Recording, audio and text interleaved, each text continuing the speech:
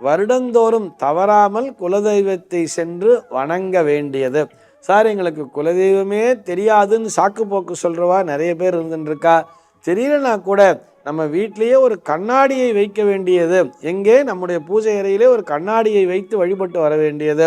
தினந்தோறும் சென்று அந்த கண்ணாடியை சென்று தரிசித்து வணங்கினாலே போதுமானது.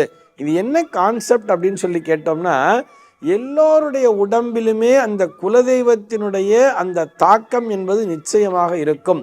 அவரவர்கள் குலத்திலே அவர்களுக்கான இந்த குலத்திலே ஒருவன் உதித்திருக்கிறான் என்று சொன்னால் அவன் குலதெய்வத்தினுடைய அருளால் தான் உதித்திருக்கிறான். அதிலே சந்தேகமே கிடையாது.